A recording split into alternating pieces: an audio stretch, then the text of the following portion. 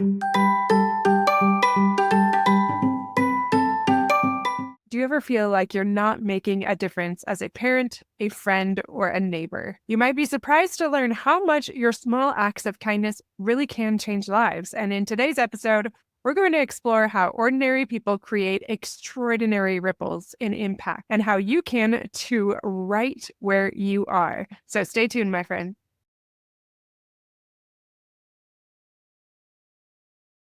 Welcome back to episode number 161. Everyday Influence, How Ordinary Parents Create Extraordinary Families. I was thinking about this podcast episode and I have wanted to do it for a little while, just thinking about those everyday heroes. And I know we hear that phrase a lot, but someone said something in church the other day and it kind of broke my heart. And I wanted to share some of those stories with you, these impactful people, and how we can apply that to ourselves and recognize there's so much more that we're doing that we're probably completely unaware of. So if you're feeling a little down, you're feeling like you're messing everything up and you're just not making much of a difference, this episode is for you today. But before we jump into all that, I just want to remind you to check out our courses. We have 3 that are coming in January 1st, and we have one that is a Find Your Focus. It's a business podcast that will help you create a passive income, an online business, and a podcast. So that is that beginning course that will really help you figure out what it is that you want to do and how you can make an impact and help others. And then the second course that we are releasing is Ignite Your Life. That is a personal wellness course that will help you take your life to the next level, especially if you feel like you're stuck,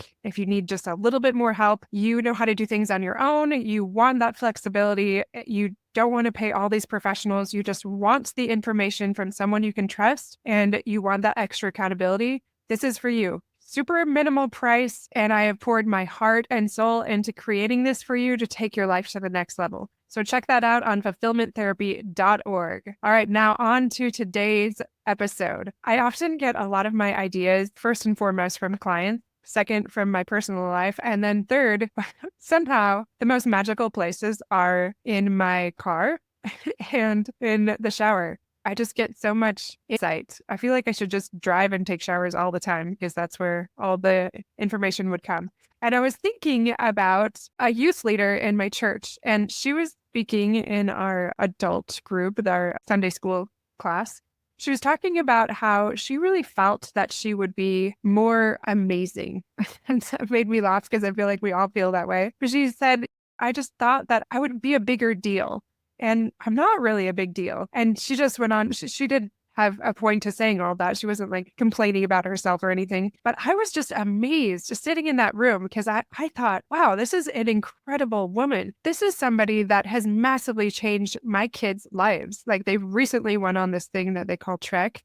It's like a 3-day camping experience where you do pioneer type of things. And it's really grueling and challenging. And my son really didn't want to go, or my daughter didn't actually either. Like it's not easy camping. You have to dress like in the olden days and wear a lot more clothes and just not have the modern conveniences. So it's not an easy camp experience. Anyway, this woman and her husband, all of the youth were fighting over having them as their leaders. Like they are so loved.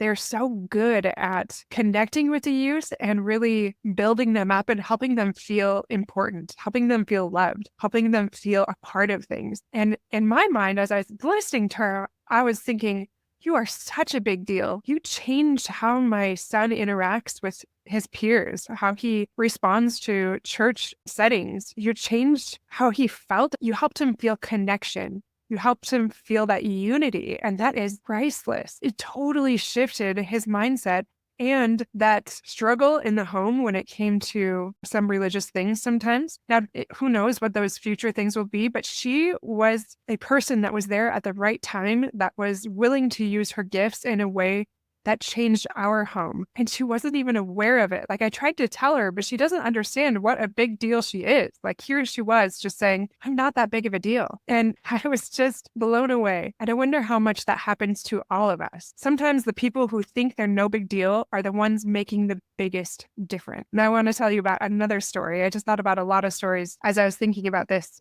subject. Nellie, the lunch lady. She was another beautiful soul. She is a beautiful soul. She was at my kid's first school. And she was so warm and loving and just adorable. This woman, she had a thick accent. I think she was from like Argentina or something. I can't remember. And she would always just strike up conversations with everybody and just very kind, just a bright light. And everyone felt that connection. They felt very special. And it completely changed the atmosphere of the school. Now, in her mind, I haven't asked her specifically, but I'm sure she was thinking, I'm just a lunch lady. I just do this small task. And yet she changed that environment completely. So in the cafeteria of life, I suppose you could say, it's not just about the food we serve, but about the love that we dish out. And Nellie really dished out that love. I really felt like that. Anytime I saw her years down the road in the community, I just thought, man, that is such an incredible woman. She has so many gifts. And I wonder if she knows how brightly she shines and how much joy she has brought to other people. I hope that she does. And I wish I would have taken more time to let her know that. And then here's my last example. Frank, the janitor. Even just saying these names and talking about these people, like I'm just smiling so big thinking about them. So when I was in middle school, he was our janitor. And I believe he ended up switching and going to high school as well because he ended up being my janitor for all of these years. And the student loved him. Like he was always giving us high fives. He knew all of us by name, despite the size of the school, and just was always asking questions about us. We felt so good to get his attention. And he just really did beam. This man, oh, such a good soul. There's one point in high school where he ended up in the hospital and just everyone rallied around. I really think he was the most popular person in that school with all of the students combined. Like he was amazing. And the same for him. Does he know how many lives that he's touched? And he's a janitor. So whether you're a janitor or a lunch lady or somebody at church that thinks that you have no real significance, I wonder if that's really true. You don't need a fancy title to be the most influential person in the room. And so I want you to think about yourself in this regard. How are you changing lives without even knowing it? And a lot of people, a lot of clients will be like, oh, I just don't want to get conceited. I don't want to think too much about that. I don't want to boast of myself when God has given me these things. And I think that's very exemplary. But I just want to say that very rarely do I see my client the other end. I mostly see them being unwilling to see the good in themselves. And that's unfortunate because that can hurt us. And we're also modeling for our kids. We want them to know that it's okay to accept compliments and to see the good in ourselves and to magnify those gifts and those talents. Now, I've talked to you many times about the ripple effect and the butterfly effect, but I'm going to talk to you about them again because I love these concepts and it applies to this topic today. So about our influence. So if you don't remember what the ripple effect is, that is a situation where an event causes a series of other things to happen. So our actions can affect others indirectly, like ripples spreading in a pond. Your actions are like pebbles in that pond, and those ripples extend far beyond what you can see. And the butterfly effect is very similar. So it's small changes that lead to significant and maybe even unpredictable consequences or even good results over time. For example, the flap of a butterfly's wing in one part of the world could eventually cause a tornado elsewhere. Those small actions have these far-reaching effects or these consequences for good or ill. So a small act of kindness can change someone's life trajectory. Like in those 3 examples that I shared, how many students needed Nellie the lunch lady's love? Like especially in that school, there's a lot of kids that were really struggling, were very low income, challenging household situations. And same with Frank. He was helping people that were in the most awkward stage of their life. High school and middle school, that's a rough time. You just feel so alienated. You don't feel like you fit in. Every one of us, even if you're the most popular kid, we needed somebody like Frank. And he was changing people's life's trajectory. Another few examples of that is my daughter. My oldest daughter is really wonderful at complimenting people. And sometimes when I have just had a very long day and I am really struggling, she will give me like a sincere compliment and it will completely change my outlook for the rest of the day. A friend of mine just told me how her son was at the gas station and he had forgotten his wallet and somebody just gave him $20 and he's, I can Venmo you right now. And they're like, no, you're totally fine. Who does that? That is so awesome. You know how much just something tiny like that can change the way that you view the day or how you see others, like feeling more hopeful in mankind and the goodness around you. And then how willing you are to do that for another person. Another thing is, I might have shared this before, but I'm not big into social media at all. But there was one year, especially, I went on Facebook, I think it was, and I had so many sincere, kind, heartfelt birthday wishes, just like overwhelmingly so, that I like teared up and I was just, my goodness, people are amazing. And I was just glowing. Like, it totally changed my day. I literally felt like a superhero. And I just thought, how often do I take the time to do that to somebody else? Whether that's a text, a voice memo, even if it's so quick, it doesn't matter. It doesn't have to be big. Anyway, those are just a few quick examples of things that we can do. But that single act of kindness today could change the course of someone's entire future. And I know you might be thinking, oh, let's not get ahead of ourselves here. Like $20 paying for gas or birthday wishes, that's not going to change somebody's life. Maybe not, but we've mathematically proven that like the flap of a butterfly's wing could change the weather and something else. Like things matter so much more than we realize. I'm trying to remember exactly how it was, but I think it's 3 degrees. I think that's what they were saying, where it changes up to 3 degrees of the things that you do in your sphere of influence. So if I'm understanding that, then that is not just my own family, but it is even like my friend's family or my friend's neighbors. So if I change that next person, that person can change people in her sphere of influence. So like it's beyond what you even see. And that's the part that I forget about. Like it does do that. And it shows that mathematically in all of the things that we're studying, that's what happens when we make those little changes. It's so hard to remember that, but it really is important. And I'll explain in a minute why that is important. Every interaction is an opportunity to create positive change in the world around us, and especially in our families and truly our communities. So I really want you to focus on embracing your current situation or your current circumstances. Maybe you're feeling like that lunch lady. Maybe you're feeling like that janitor or that person at church that just doesn't feel like a big deal. I really want you to focus on making a difference now rather than waiting for ideal outcomes. Oh, I'm going to be a doctor someday. I'm going to go do this stuff and then I'll really have an impact. Or when I have my PhD, then I'll feel like people will really listen and then I'll really do the things that matter. I really want you to focus on blooming where you're planted. And this means realizing that here is exactly where you need to be. It's difficult to overcome comparisons and to not see where everyone else is and how much good that they are doing. I do it to myself all the time. I feel like I get tunnel vision a lot and I forget about serving my neighbors or signing up for that extra thing at church. And I just feel less than sometimes. And I have to fight that. And social media can also distort our self-perception. So appreciate your unique journey and maybe get rid of social media or just don't look at it very much.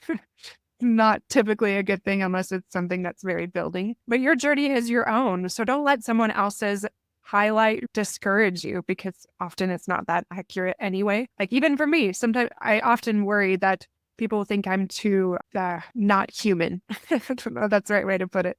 That maybe I can't be relatable. I promise you, I'm more relatable than you realize. And I really try to hit that point, but maybe you don't get it. I also lose my temper. I also have a lot of regrets. I also feel less than regularly, and I try to manage that myself. So when I'm speaking to you, I'm speaking to myself. So please remember that. Another thing that will really help is cultivating that gratitude. So practicing gratitude can shift your perspective and increase that contentment. It's so easy to let go of that. And every time I remember and I try to shift that, it's amazing how much I improve as a mother. Like I instantly go from nitpicking them and reminding them of all the things they're not doing. Because let's be honest, kids are kids and there's so many things they're not doing. But when you do that one tiny shift, like just recently, it was just last night, I was like, okay, I've been a momster a little bit lately with all of my deadlines. And so I really made an effort to do genuine compliments. And I was like, you guys have been killing your chores lately. Like you've been really proactive and just doing it and being cheerful about it. Like awesome to see. And I really appreciate that. That's a major help in the family. And I'm trying to think what else I was saying. Oh, just taking care of their pets. We have 2 cockatiels right now. We've had lots of other ones, but they're being much more responsible about taking care of them, and just some other simple things. Like my son is learning to juggle and he's amazing, and just genuine compliments about how well he's doing. And my daughter and her organizing, my youngest daughter, just anything I could do and touching them, just doing those kind things to let them know how much I love them and I appreciate them. They need that. And often the ratio is a little bit skewed. You want to shoot for that 5-to-1. And often we're like 1-to-5, 1 positive to 5 negative, but we want to do 5 positive to 1 negative. It's a tall order, but we can do it with practice. All right. The last thing I have for you today, my friends, is practical steps for blooming. I want you to cultivate that self-awareness. How do we do that? You can recognize your personal strengths and your passions to identify how you can contribute. For example, my friend at church, she can recognize, hopefully, maybe she's listening to this. I don't know. I'll have to send it to her. She can recognize that she is such a connector, that she is able to help people feel very loved. And for her to recognize that she has that ability, that she can lean in and seek for opportunities to connect and to help people feel like they are amazing because she does that so naturally. And that can be enough. Like, she doesn't have to be so hard on herself when she's not a CEO or something, or maybe a doctor, where she feels like she's really more impactful or this amazing calling. I have no idea. Self-awareness really is the soil in which we plant our seeds of growth. What that means is when we are self-aware, we can grow so much more and we can find a place to contribute in a way that we were meant to, because we were given these strengths for a purpose. The next thing is set intentional goals. Align your goals with your personal values. It always comes back to values and strengths, right? And set up SMART goals around those things. Okay, I am awesome at being a light bringer, a unifier. I'm really great at being positive. I can do that in my sphere of influence where I'm planted. I can just do it at school. I can do it in my little podunk job, whatever that is. Just focus on that part. And last but not least, embrace that imperfection, that imperfect action, and take action despite fearing that you are not doing it perfectly. Progress really is more important than perfection, and it's so easy to forget that. Perfect is really the enemy of good. Beautiful trees often come from imperfect beginnings. Perfect is the enemy of good. Beautiful trees often come from imperfect beginnings. And in a previous episode, I've shared this poem on trees, and I believe that I rewrote it based on an inspiration from something else. So I'm going to read it again at the end just because it's so good. But before I end with that, I want to share this last thought, just in summary. Remember to bloom where you're planted and recognize your impact. You are impacting your family, your community, your friends. Please remember that. This is what will make your family extraordinary. So embrace your current circumstances and let your light shine. Again, that phrase is overused and now even slightly cheesy, but it's so true. Let your light shine. Forget about the cheesiness and know that is truth, and that's what will bring so much joy. You are more impactful than you think. Don't forget about those positive ripples that you've created today, and remember the ripple and the butterfly effect, and remember also how others have changed the trajectory of your life in often very simple ways. Very quickly, an example of that is I didn't get into college. I was not a very great high school student. And they called and they got me in on probation. And that was humiliating to me that I needed to be on probation. But for 1 year, I was on probation and I ended up killing it. Like, I think I got a 4.0. I graduated with honors. Like, I just needed a chance and somebody believed in me and they did this tiny thing that they probably don't even remember. And it completely changed my life. So thinking about that for you, how are you potentially changing other people's lives and who has changed yours? I rewrote a poem by Douglas Malloch called Good Timber, but I did my own rendition of it. So it's inspired from that. The tree that never had to fight for sun and sky and air and light, but stood out in the open plain and always got its share of rain, never held a woodland crown, lived and died, potential drowned. The soul who never had to toil to gain and farm their patch of soil, who never had to win their share of sun and sky and light and air, never became a sturdy soul, but lived and passed in their small role. Good timber does not grow with ease.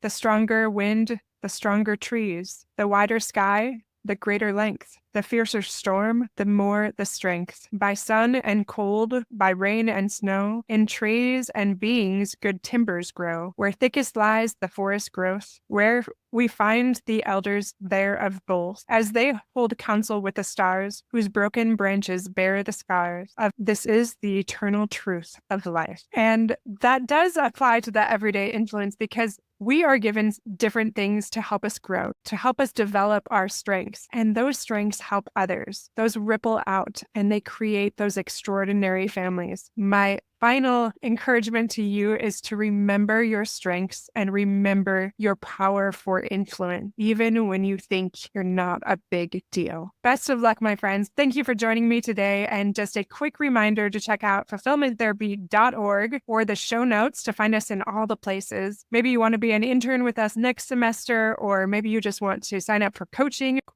or our courses. Please check us out on fulfillmenttherapy.org, and I'll see you back here next time. Thank you, my friends. You take care.